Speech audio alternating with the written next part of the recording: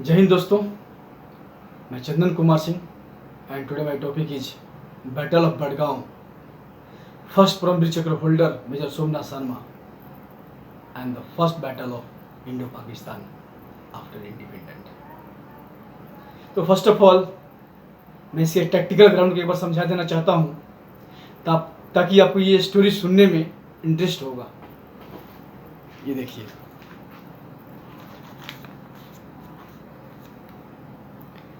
ये है हमारा श्रीनगर।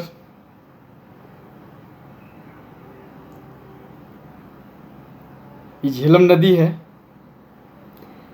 और श्रीनगर से जो ये रूट जाता है ये पट्टन से बारामूला होते हुए मुजफ्फराबाद पाकिस्तान को चला जाता है।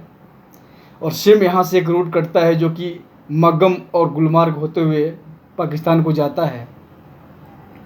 और ये श्रीनगर के पास ही हमारा हेडक्वार्टर 161 इन्फेंट्री ब्रिगेड डिप्लॉय होता है और उसके बगल में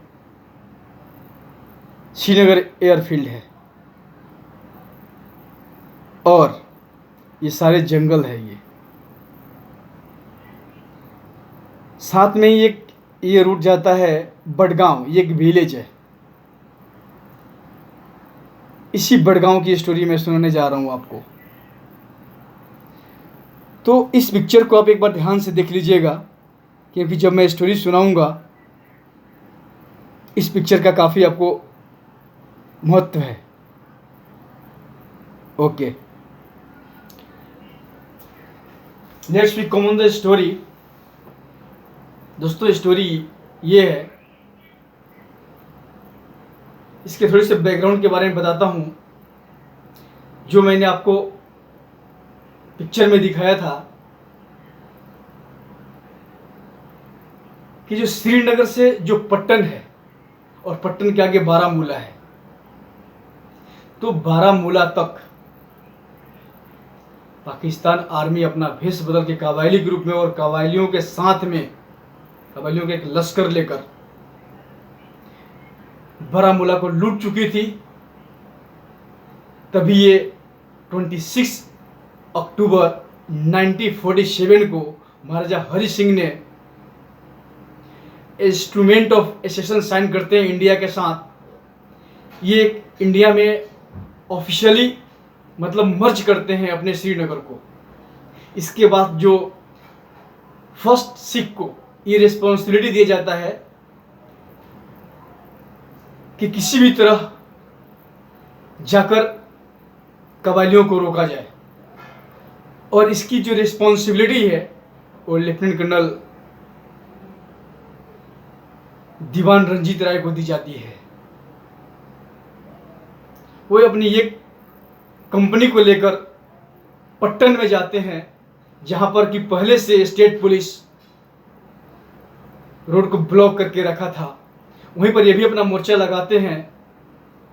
तभी अटैक लॉन्च किया जाता है कबायलियों और मिली हुई पाकिस्तान आर्मी के द्वारा। अभी तक जो वो बारामूला को लूटते हुए आए थे, उनका मुकाबला या तो स्टेट पुलिस से था और या तो गांव के लोगों से था। लेकिन दोस्तों, इस बार जो उनका मुकाबला था वो इंडियन आर्मी के एक बहादुर सोल्जर से था। और लगभग 600 के लश्कर के साथ वो वहां पर अटैक करते हैं, जिसकी काउंटिंग ही नहीं है कि एक इंडियन आर्मी की केवल एक कंपनी, इसमें 40 से 50 जवान है टोटल, उससे फाइट हो रही है। और मेजर रंजीत राय इतना स्ट्रॉन्ग फाइट देते हैं वहां पर। कहा जाता है कि कम से कम 200 से 300 उनके जवान मारे गए और घायल हुए, जबकि इंडियन आर्मी के 20 जवान, जिसमें लेफ्टिनेंट कर्नल रंजीत राय अपनी शहादत देते हैं और एक बहुत ही स्ट्रॉन्ग मैसेज देते हैं उन कबायलियों को कि यहां से श्रीनगर की दूरी मात्र 3 घंटे की है, लेकिन आसान नहीं है। दोस्तों, जो कवालियों के लीडर हैं अपने प्लान को चेंज करते हैं और वहाँ से जंगल के रास्ते गुलमार्ग होते हुए बड़गांव में अपना डेरा डालते हैं। और उनका ये होता है कि जो श्रीनगर का एयरफील्ड है उसे कैप्चर किया जाए, ताकि जो इंडियन आर्मी जो सोल्जर्स दिल्ली से बाय एयर आ रहे हैं उनको रोका जाए, क्योंकि एयरफील्ड कैप्चर होने के बाद कोई वहाँ पर फ्लाइट आ ही नहीं पाएगी, इजीली हम श्रीनगर कैप्चर कर लेंगे, ये उनका प्लान था। लेकिन जब उनको पट्टन में एक अच्छा सा टक्कर मिलता है तो वो थोड़े दिन एक से दो दिन टाइम लेते हैं अपने रीइंफोर्समेंट में, अपने आप को तैयार करने में। इसी बीच इंडियन आर्मी को टाइम मिल जाती है और 161 इन्फेंट्री ब्रिगेड को ये रिस्पॉन्सिबिलिटी दी जाती है कि श्रीनगर जाकर उन कबायलियों को किसी भी तरह रोका जाए, और जिसका कमांडर ब्रिगेडियर एलपी सेन होते हैं, जिन्हें एक जंबाज ब्रिगेडियर के रूप में जाना जाता है। उन्होंने भी एक स्टेप पीछे लिया था शेर की तरह, उन कबायलियों को मारने के लिए। वो स्टोरी एक बाद में सुनाएंगे। लेकिन ब्रिगेडियर एलपी सेन के कमांड के अंदर एक पेट्रोलिंग यूनिट तैयार की जाती है, और काफी स्ट्रॉन्ग पेट्रोलिंग यूनिट, जिसमें कि 4th कुमाऊं के 2 कंपनी होते हैं। उसमें से एक डेल्टा कंपनी होती है जिसका कमांडर मेजर सोमनाथ शर्मा होते हैं, और 1st कुमाऊं की एक कंपनी होती है, और इन तीनों कंपनी को लीड करने की responsibility Delta company commander Major Somnath Sharma को दिया जाता है। और आपको जब मैंने वो पिक्चर दिखाया था, जब मैंने आपको एक मैप दिखाया था, उसमें फर्स्ट रूट था पट्टन और बारामूला होते हुए मुजफ्फराबाद, और दूसरा था जो कि पट्टन और गुलमार्ग को जाता था, मग्गम और गुलमार्ग को जाता था। उसी मग्गम में 1st पंजाब को डिप्लॉय किया गया था रोड ब्लॉक करने के लिए। तो अभी कहानी शुरू होती है कि मेजर सोमनाथ शर्मा 3 कंपनी को लेकर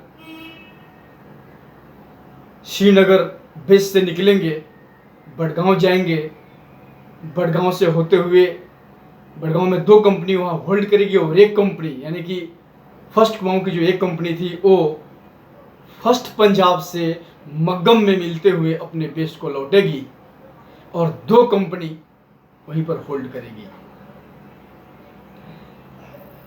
जैसे ही ये तीनों कंपनी लेकर मेजर सोमनाथ शर्मा बड़गांव पहुंचते हैं, तब तक उन्हें बड़गांव में कोई भी एक्टिविटी पता नहीं चलती है। एक फौजी हिसाब से कोई भी एक्टिविटी वहाँ नहीं मिलता है। वो मैसेज करते हैं अपनी हेडक्वार्टर को, और हेडक्वार्टर को मैसेज करने के बाद उन्हें ये मैसेज मिलता है कि जो 1st कुमाऊं है उस कंपनी को रवाना कर दिया जाए, बैक कर दिया जाए हेडक्वार्टर के लिए, और आप एक कंपनी को लेकर उस पोजीशन को 1 घंटा होल्ड कीजिए, और 1 घंटा होल्ड करने के बाद आप बैक आ जाइएगा। मेरे सोमनाथ शर्मा ऑर्डर को फॉलो करते हैं और एक कंपनी को रिटर्न कर देते हैं, बैक कर देते हैं अपने बेस के लिए, क्योंकि स्थिति बहुत सामान्य थी, नो प्रॉब्लम, नो डाउट। लेकिन जैसे ही मेरे सोमनाथ शर्मा अपनी एक कंपनी को बैक के लिए रवाना कर चुके होते हैं, उसके कुछ समय के बाद ही, क्योंकि वहाँ जो हमारा दुश्मन था इसी कंडीशन का फ़ायदा उठाना चाहता था, अभी एक कंपनी बच जाती है वहाँ पर मेजर सोमनाथ शर्मा की। वो एक ऊंचे टीले पर अपना मोर्चा बनाते हैं और 1 घंटा के लिए होल्ड करने की कोशिश ही कर रहे थे, तभी तक उनके उसी बड़गांव के गांव से, उसी विलेज से उनके ऊपर मोर्टार का फायर शुरू हो जाता है। वो समझ ही नहीं पाते हैं, हाउ कैन इट पॉसिबल। जैसे ही ये थोड़ी देर होती है, अपने सोल्जर्स को बोलते हैं मोर्चा मोर्चा पकड़ो और गांव की तरफ फायर नहीं करना, क्योंकि एक वसूल है इंडियन आर्मी की कि कोई भी बच्चा, औरत और निर्दोष आदमी नहीं मारा जाना चाहिए। तो बोलते हैं कि गांव के ऊपर अटैक नहीं करना है, फायर नहीं करना है। लेकिन थोड़े ही समय बाद जो जंगल था वहां से फायर शुरू हो जाते हैं, हेवी फायर उनके ऊपर आता है।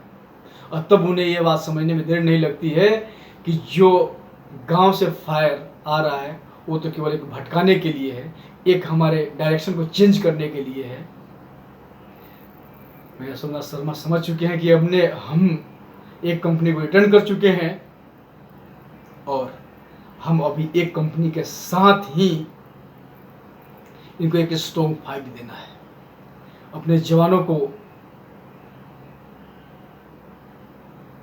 एक संदेश देते हैं कि जिसके लिए हम भर्ती होते हैं सेना में, आज हमारा वो दिन आ गया है और हम किस तरह से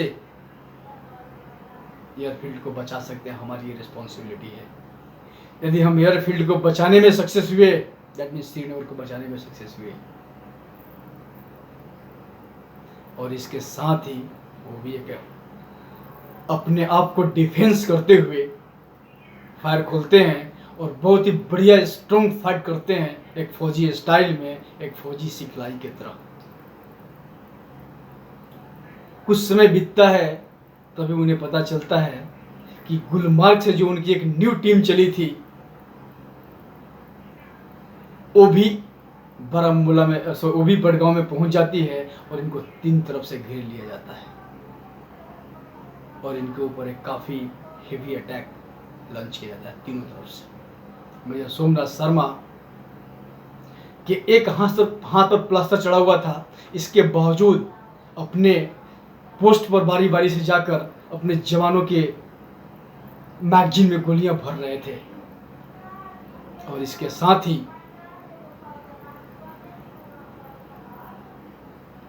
दुश्मन को रिप्लाई कर रहे थे।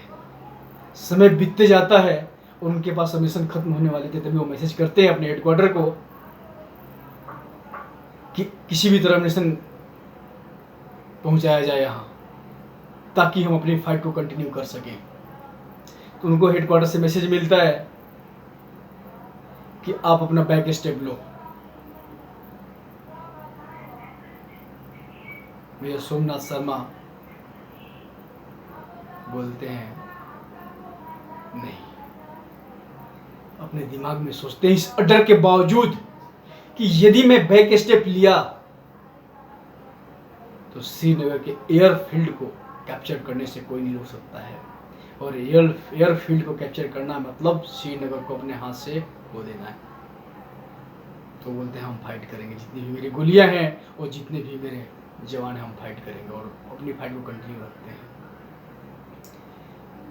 दूसरा मैसेज करते हैं अपने हेडक्वार्टर को कि सर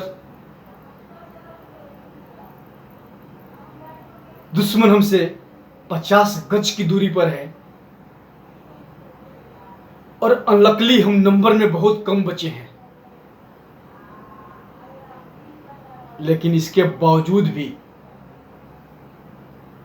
हमें 1 इंच भी पीछे नहीं हटेंगे और लास्ट गोली लास्ट मैन तक फाइट करेंगे।